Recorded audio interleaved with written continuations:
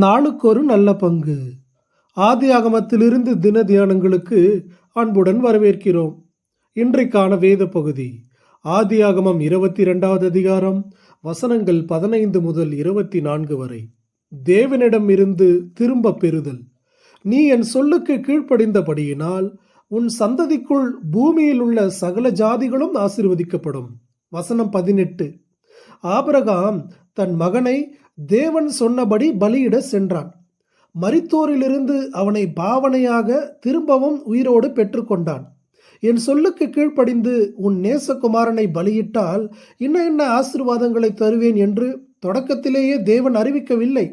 அவன் அதிகாலையில் எழுந்து பலிக்கு தேவையானவற்றை ஆயத்தம் செய்தபோது மோரியா மலையில் தான் என்ன செய்ய போகிறேன் என்பதை மட்டுமே அறிந்திருந்தான். அவன் ஈசாக்கை வெட்டும்படிக்கு கையை நீட்டி கத்தியை எடுத்த போதும் பிள்ளையின் மேல் உன் கையை போடாதே என்ற சத்தத்தை மட்டுமே கேட்டான்.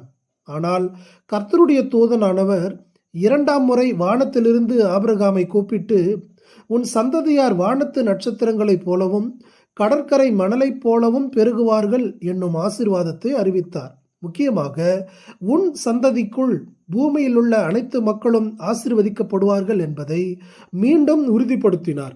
இதுவே அவனுடைய கீழ்ப்படிதலுக்கும் விசுவாசத்துக்குமான பலன். அவனுடைய கீழ்ப்படிதல் அவனுக்கு மட்டுமின்றி கிறிஸ்துவாகிய சந்ததிக்குள் புற இனத்தாராகிய நமக்கும் ஆசீர்வாதத்தை கொண்டு வந்தது. அன்றைக்கு ஆபிரகாமுக்கு தேவன் சொன்ன ஆசீர்வாதம் இன்றைய நாள் வரைக்கும் பலருக்கும் பலனளித்து கொண்டிருக்கிறது. ஆபிரகாமனுடைய வாழ்க்கையில் செயல்பட்டது போலவே நம்முடைய வாழ்க்கையிலும் தேவன் கிரியை செய்ய விரும்புகிறார். ஆபிரகாமுடைய விசுவாசம் கிரியைகளினாலே சோதிக்கப்பட்டு அது தகுதி வாய்ந்ததாக எண்ணப்பட்டு அது பொன்னாக மின்னியது.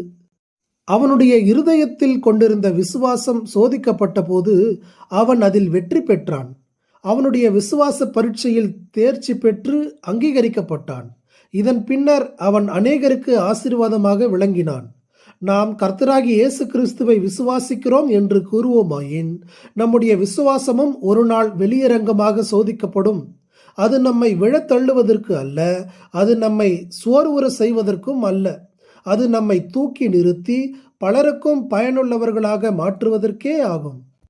அவர் நம்முடைய வாழ்க்கையின் அனைத்து அம்சங்களிலும், அதாவது ஒரு தாளந்தாகவோ வரமாகவோ நாம் ஆசையாக வைத்திருக்கிற ஒரு பொருளாகவோ இருக்கலாம், இவை அனைத்தின் மேலும் அவர் ஆளுகை செய்ய விரும்பினால் நாம் அனைத்தையும் விட்டு கொடுப்பதற்கு தயாராக இருக்க வேண்டும்.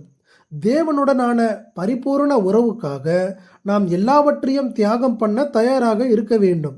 இதுவே நாம் நமக்கும் பிறருக்கும் ஆசீர்வாதமாக இருப்பதற்கான வழி. சிறுவனிடமிருந்து வாங்கி ஆண்டவரின் கரங்களில் கொடுக்கப்பட்டு பிற்கப்பட்ட அப்பமே 5000 பேருக்கும் அதிகமானோருக்கு பசியாற்றும் ஆசீர்வாதமாக மாறியது. புட்டியிலிருந்து உடைக்கப்பட்டு ஆண்டவரின் பாதத்தில் ஊற்றப்பட்ட பரிமள தைலமே அந்த இடத்தை நறுமணம் மிக்கதாக மாற்றியது. ஆண்டவரே, கொடுப்பதினால் உண்டாகும் ஆசீர்வாதத்தை அனுபவிக்க எங்களுக்கு உதவும். ஆமென்.